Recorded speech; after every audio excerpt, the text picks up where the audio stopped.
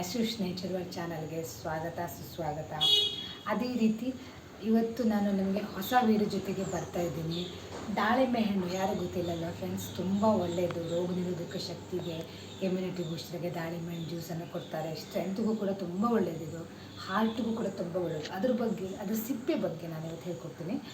ಮತ್ತೊಂದು ವೀಡಿಯೋನೂ ಕೂಡ ಮಾಡ್ತೀನಿ ನಾನು, ಯಾಕಂದರೆ ಒಂದು ವೀಡಿಯೋದಲ್ಲಿ ಇದು ಮುಗಿಯೋಲ್ಲ. ಸೆಕೆಂಡ್ ಪಾರ್ಟ್ 2 ಅನ್ನು ಕೂಡ ಇದರಲ್ಲ ನಾನು ಮಾಡ್ತೀನಿ. ನಾವು ದಾಳಿಂಬೆನ ಬಿಡಿಸ್ತೀವಲ್ವ, ನಾವು ನೋಡಿ ದಾಳಿಂಬೆನ ಕಟ್ ಮಾಡ್ತೀವಿ. ಕಟ್ ಮಾಡ್ತಾ ಈ ಥರ ಒಳಗಡೆ ಅದರಲ್ಲಿ ಪೊತ್ತೆ ಥರ ಇರುತ್ತಲ್ವ ದಾಳಿಂಬೆ ಹಣ್ಣು. ನಂತರ ನಾವು ಬಿಡಿಸಿದಾಗ ನಮಗೆ ಈ ಥರ ಸಿಗತ್ತೆ ಅಲ್ವಾ ದಾಳಿಂಬೆ ಕಾಳುಗಳು. ಈ ಕಾಳುಗಳು ತುಂಬ ಒಳ್ಳೆಯದು. ನಮ್ಮ ತಮ್ಮನ ಮಗ ಇದ್ದಾನೊಬ್ಬನು, ಅವನಿದಕ್ಕೆ ಕಾಳು ಹಣ್ಣು ಅಂತ ಇದ್ದ. ಅವನ ಹೆಸರು ಪ್ರತ್ಯೂಷ್ ಅಂತೇಳಿ. ಅವನಿಗೆ ಬೆಂಗಳೂರಲ್ಲಿದ್ದಾನೆ. ಈ ಹಣ್ಣು ನೋಡಿದಾಗೆಲ್ಲ ನನಗೆ ಒಂದೇ ನೆನಪಾಗುತ್ತೆ, ಯಾಕಂದರೆ ಅವ್ನು ಚಿಕ್ಕವನಿರ್ಬೇಕಾದ್ರೆ ಈ ಹಣ್ಣನ್ನು ಜಾಸ್ತಿ ತಿಂತಾ ಇದ್ದ. ಅಂದರೆ ಅವರ ಅಮ್ಮ ಒಂದು ಬಟ್ಲಲ್ಲಿ ಹಾಕಿ ಕೊಟ್ಬಿಡ್ತಿದ್ರು, ಕಾಳು ಹಣ್ಣು ಕೊಡು ಅಂತ ಹೇಳ್ತಾ ಇದ್ದ. ಅದು ನೆನಪಾಗುತ್ತೆ ನನಗೆ ಫ್ರೆಂಡ್ಸ್. ಇದು ನೋಡಿ ಈ ಥರ ಕಾಳುಗಳು ಬರುತ್ತೆ. ಇದನ್ನು ನಾವು ಡೈರೆಕ್ಟಾಗಿ ಜ್ಯೂಸ್ ಮಾಡ್ಕೊಂಡು ಕುಡಿಬೋದು, ಹಾಗೆ ತಿನ್ಬೋದು. ಹೆಚ್ಚಾಗಿ ನಾನು ಹೇಳೋದೇನೆಂದರೆ, ಜ್ಯೂಸ್ಗಿಂತಲೂ ಜಾಸ್ತಿ ಇಡೀಯಾಗಿ ಹಣ್ಣನ್ನು ತಿನ್ನೋದು ಬಹಳ ಒಳ್ಳೆಯದು. ಯಾಕಂದರೆ ಅದರಲ್ಲಿ ನಾರಿನಾಂಶ ಎಲ್ಲ ಕೂಡ ನಮಗೆ ಬಾಡಿಗೆ ಸಿಗುತ್ತೆ. ಯಾಕಂದರೆ ನಾವು ಜ್ಯೂಸ್ ಮಾಡಿ ಅದನ್ನು ಸ್ಟೇನ್ ಮಾಡಿದಾಗ, ಅಂದರೆ ನಾವು ಸೋಸಿದಾಗ ಅದರಲ್ಲಿರೋ ನಾರಿನಾಂಶಗಳೆಲ್ಲ ಕೂಡ ಹೋಗಿಬಿಡತ್ತೆ. ಅವಾಗೇನಾಗುತ್ತೆ, ನಮ್ಗೆ ಬಾಡಿಗೆ ಬೇಕಾದಂಥ ಅಂಶಗಳು ನಮಗೆ ಸಿಗಲ್ಲ. ಎಲ್ಲದು ಕಸಕ್ಕೆ ಹೋಗ್ಬಿಡುತ್ತೆ ಅಥವಾ ಹಸು ಬಾಯಿಗೆ ಹೋಗುತ್ತೆ. ಗೊತ್ತಾಗ್ಬಿಡ್ತೀವಿ. ಡೈರೆಕ್ಟಾಗಿ ಹಣ್ಣುಗಳನ್ನು ತಿನ್ನೋದನ್ನು ಯೂಸ್ ಮಾಡ್ತೀವಿ. ಯಾಕಂದರೆ ಮತ್ತು ನಾವೇನು ಮಾಡ್ತೀವಿ, ಕೆಲವೊಂದು ಸಕ್ಕರೆನಲ್ಲೇ ಯೂಸ್ ಮಾಡ್ತೀವಿ ಇದಕ್ಕೆ ಹಣ್ಣು ಜ್ಯೂಸ್ ಎಲ್ಲ ಮಾಡಬೇಕಾದ್ರೆ. ಅದಕ್ಕೆ ಆದಷ್ಟು ಹಣ್ಣುಗಳನ್ನು ತಿನ್ನಿ, ಡೈರೆಕ್ಟಾಗಿ ಜ್ಯೂಸನ್ನು ಅವಾಯ್ಡ್ ಮಾಡಿ, ಕಡಿಮೆ ಮಾಡಿ. ನಂತರ ನಾವೇನು ಮಾಡ್ತೀವಿ ನೋಡಿ, ಈ ದಾಳಿಂಬೆ ಹಣ್ಣನ್ನು ನಾವು ಬಿಡಿಸ್ಕೊಂಡು ಈ ಥರ ಬಂತಲ್ವ. ಈಗ ಸಿಪ್ಪೆ ನೋಡಿ, ನಮ್ಗೆ ಕಾಣ್ತಾ ಇದೆಯಾ ಸಿಪ್ಪೆ?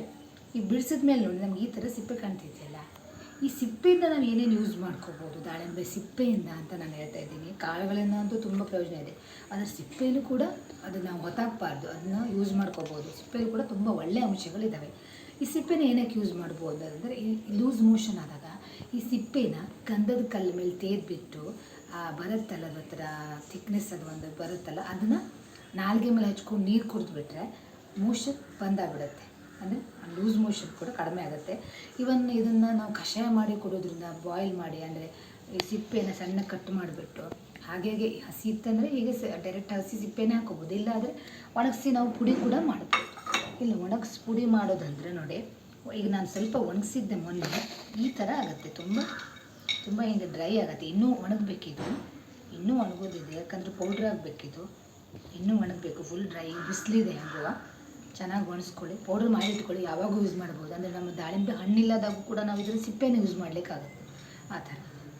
ಅದೇ ರೀತಿ ಇನ್ನೂ ಕೆಲವೊಂದು ಅಂಶಗಳನ್ನು ಹೇಳ್ತೀನಿ ಫ್ರೆಂಡ್ಸ್. ನಾನು ಹೇಳಿದ್ನೆಲ್ಲ ನಿಮಗೆ ದಾಳಿಂಬೆ ಸಿಪ್ಪೆನ ಹೇಗೆ ನಾವು ಯೂಸ್ ಮಾಡ್ಕೋಬೋದು ಅಂತೇಳಿ. ಪ್ರಕೃತಿಯ ಅದ್ಭುತ ಫಲಗಳಲ್ಲಿ ಕೂಡ ಇದು ದಾಳಿಂಬೆ ಕೂಡ ಒಂದಾಗಿದೆ. ಇದು ಒಳಗಿನ ಹಣ್ಣಿನಷ್ಟೇ ಅಲ್ಲ, ಔಷಧಿ ಗುಣವು ತುಂಬ ಇದಕ್ಕೆ ಹೊಂದಿದೆ. ಇದರ ಸಿಪ್ಪೆನೂ ಕೂಡ ತುಂಬ ಚೆನ್ನಾಗಿ ಯೂಸ್ ಮಾಡ್ಬೋದು ನಾವು. ಯಾಕಂದರೆ ಸಿಪ್ಪೆನೂ ಕೂಡ ಇದು ಯಾವುದಕ್ಕೂ ಕೂಡ ಕಡಿಮೆ ಇಲ್ಲ. ಯಾಕಂದರೆ ನಮ್ಮ ಆರೋಗ್ಯದ ಮೇಲೂ ಚೆನ್ನಾಗಿರೋ ಪರಿಣಾಮ ಬೀರುತ್ತೆ. ಇದು ಸರಿಯಾದ ಪ್ರಮಾಣದಲ್ಲಿ ಮತ್ತು ಸರಿಯಾದ ಅಳತೆಯಲ್ಲಿ ನಾವು ಅದನ್ನು ಯೂಸ್ ಮಾಡ್ಕೋಬೇಕಾಗತ್ತೆ.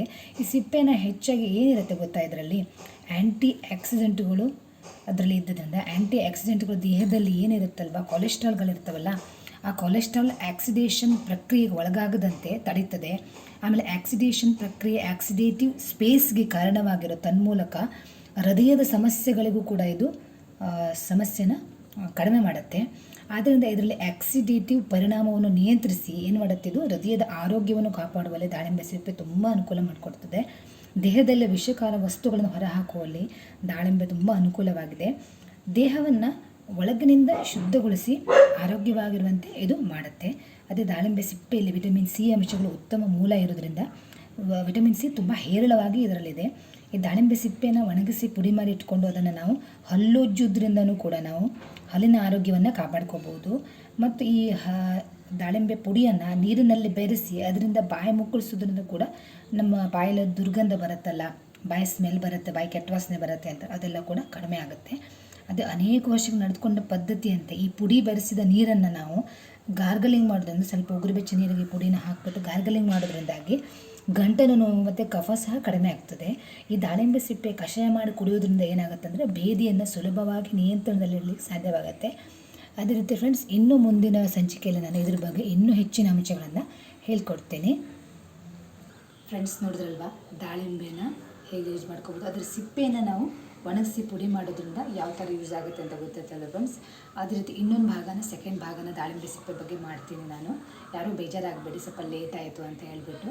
ನಾನು ಸ್ವಲ್ಪ ಅಂದರೆ ಸಮಯದ ಅವಕಾಶ ಕಡಿಮೆ ಇರೋದ್ರಿಂದ ನಾನು ಸ್ವಲ್ಪ ಲೇಟಾಗಿ ಎಲ್ಲ ಹಾಕ್ತಾಯಿದ್ದೀನಿ. ಇವತ್ತೆಲ್ಲ ನಾಳೆ ಎಲ್ಲ ವಿಷಯಗಳನ್ನು ನಿಮಗೆ ತಿಳಿಸ್ಕೊಡ್ತೀನಿ. ಅಲ್ಲಿ ತನಕ ಸ್ವಲ್ಪ ಟೈಮ್ ಕೊಡಿ ನನಗೆ. ಅಲ್ಲಿ ತನಕ ನನ್ನ ವೀಡಿಯೋ ನೋಡಿ ನನ್ನ ಹರಿಸಿ ಆಶೀರ್ವದಿಸಿ, ಕಾಮೆಂಟ್ ಮಾಡಿ, ಶೇರ್ ಮಾಡಿ, ಲೈಕ್ ಮಾಡಿ ಫ್ರೆಂಡ್ಸ್.